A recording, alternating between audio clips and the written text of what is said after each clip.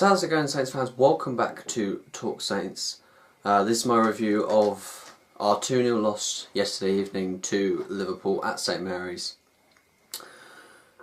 I'm just going to get the Liverpool goals out of the way and then get down to the big talking point of the game. Goal number one, not really much you can do about that. Coutinho had just...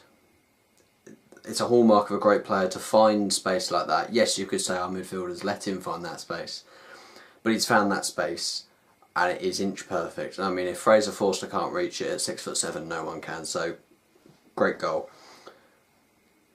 That only came after 3 minutes, which I think didn't help the rest of the game, to be honest. I think it really hampered us trying to go forward, but it was a real setback for the team. But goal number two, sloppy pass across the back four from Morgan Snyland of all people, and they were just able to get him behind, and Matt Tuggett was unlucky because, looking back at it again, he slipped as he was trying to play the pass straight into the path of Raheem Sterling, and he applies a cool and calm collective finish, and then it's 2-0 with 15 minutes left to go, and it's game over at that point. No matter what we were going to do, really it was game over, especially the way that Liverpool were defending yesterday. That's out of the way. Big talking point. Kevin Friend. He has been suspended for the weekend, for next weekend's games, but I would just like to sit him down in a room and ask him what went through his mind when he turned down 2 or 3 clear penalties. The first one after 20 seconds. I would also like to point out that before that, yes, I will give Pella a bit of stick within this video, but that was a 40 yard pass on the turn, inch perfect to Jurisic. Now Jurisic had his knee pushed into and one of Emre Can's arms was on him. That isn't too dissimilar from what Alex Song did to Harry Kane earlier in the day for Harry Kane to win the penalty to make it 2-2. So once again it comes down to refereeing consistency. Yet again, consistency in the officiating in the Premier League is at an all-time low. If you give Harry Kane's penalty, you've got to give Jurisic that penalty. You have to. I can understand why he didn't, because there wasn't a lot of contact, but there's still contact. Gone down, no penalty. 3 minutes later, Jurisic is through on goal again. Great. Pella wins the flick down, and he's still on goal, and this is the most blatant penalty you've ever seen. The only more blatant penalty I've seen is when Shane Long got kicked in mid-air by Phil Jagielka, which yet again wasn't given. But this is so blatant. Like, he has been... Joe Allen, even after the game, admitted he didn't get the ball. Like, first off, Joe Allen fouls Jurisic, and then Dan Lovren comes in there and gives him a foul as well. How the ref doesn't see that, I don't know. Third instance was a possible handball against Dan Lovren. I said this wasn't handball.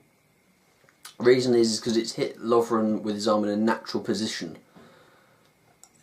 We've all seen them given, but for me that's not a penalty. And then the fourth instance with Mignolet, at the time when I was watching it live, I said it wasn't, and the reason for that is because the TV at the time froze it when it hit Mignolet's chest, and he was on the line, which dictates that it's in the area. If it's on the line, it's in the area.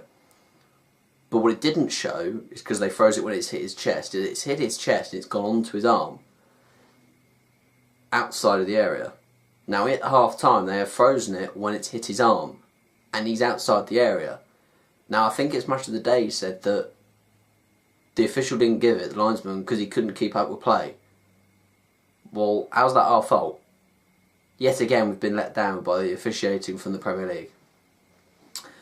So that's the turning points out of the way. And also to the Liverpool fans, if any Liverpool fans are watching this, Fonte didn't give away a penalty. He's got the ball before he's even touched the man. End of. I don't care about this following through malarkey. You've got to make that challenge. Overall, yes, we didn't win the game, but the performance wasn't bad. It just came down to poor refereeing. I thought Matt Targett played well, apart from his one mistake where he slipped. Had great endeavour on that left-hand side. Jurisic looked bright. But for me, I've backed him, and I will still continue to back him because I'm convinced he's a great player.